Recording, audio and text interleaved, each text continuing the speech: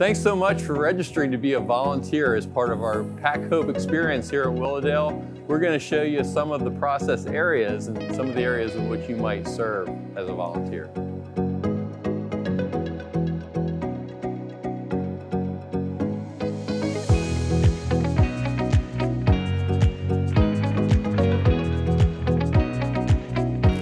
So we put liners inside of our rice and bean bins, and just we'll open these up. This will be something we do at the beginning of the entire thing as we're setting up, but just to line the bin like that, and then an empty bin will go here and set up underneath of a bag.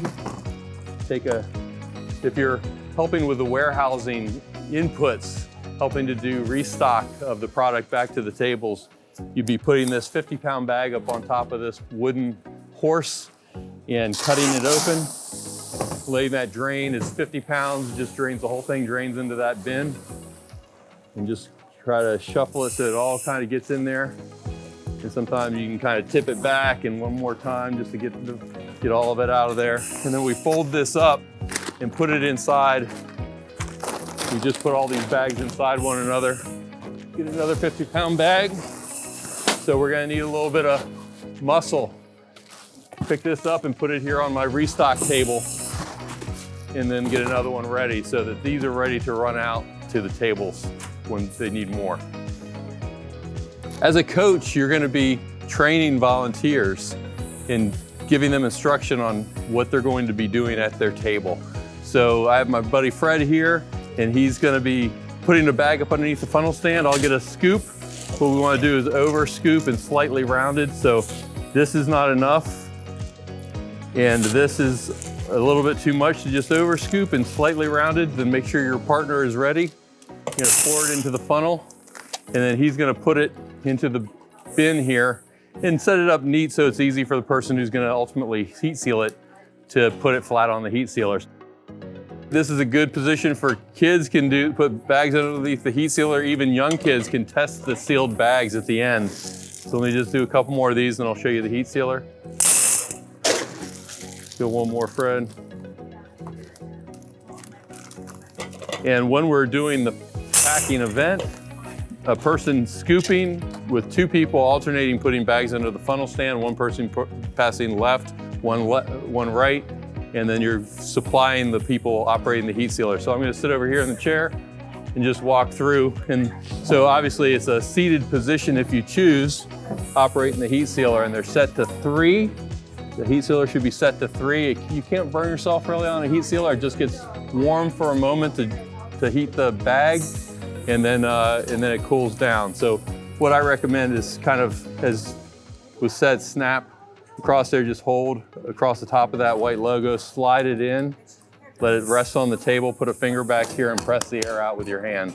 And then you'll see a light come on, maybe a second and a half, and then lift from the heavy end and test it by pressing it to the seal before you put it into the bin. That's gonna be run back to be boxed up.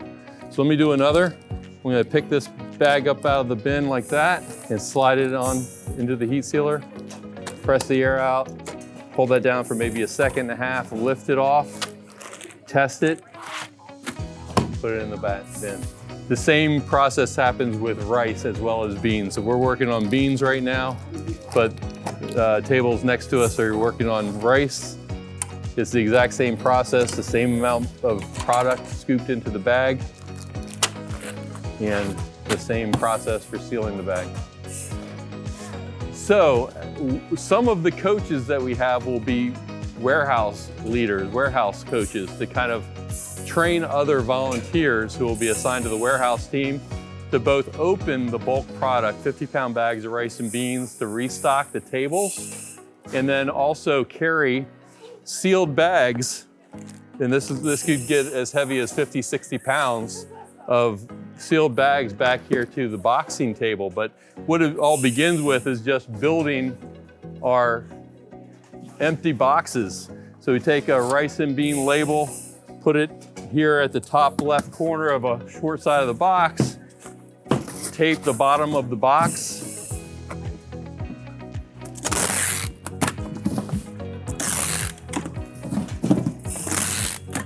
And you'll get comfortable with it, but you know, if there's anybody who works for Amazon or something already knows how to tape a box, that's helpful. So this goes like that, and then we would just carry it over here, and I'll build a box now to show you how it works. So I keep my rice on one side and my beans on the other, and what you're doing is 2 layers of rice and a layer of beans, 2 layers of rice and a layer of beans. So right now we're nearly on our second layer. So there's 2 layers of rice. Let me get that looking good. 2 layers of rice.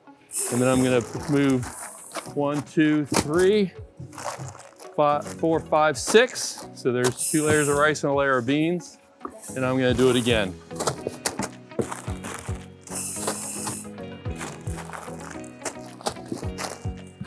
And this is generally adults in the warehouse, and not only because the product's heavy, but because it takes a little bit of, you know, making sure that we're getting an accurate count of what's going into the boxes and taping them shut well, and those sort of things. So then just fold it in, and then I'll bring a tape gun over here rather than moving.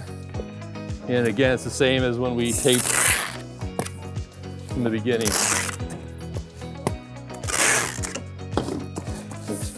Seals up, and then we're gonna bring it over here and put it on the pallet.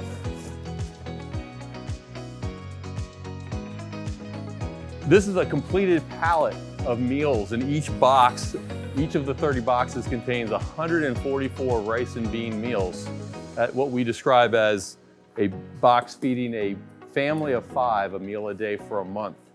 But the need is so significant because in one internally displaced persons camp in Southern Africa, our president of UNTO, his name's Al, met a mom with 6 kids.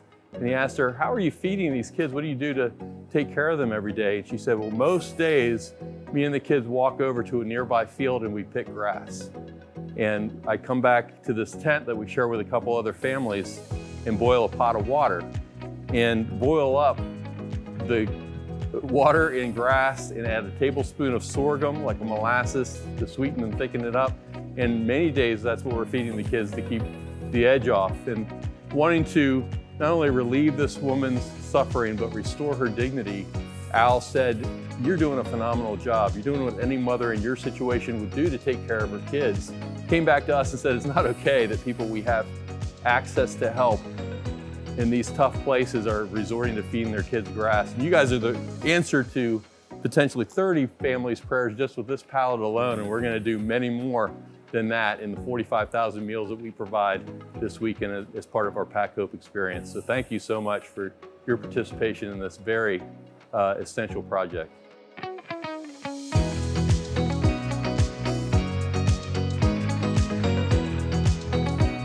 All right, Willadale, we're ready for you. We got all the bulk products, we got heat sealers and all the equipment we need to package 45,000 rice and bean meals for people living in some of the toughest places on earth. So we're so excited. We still have plenty of space.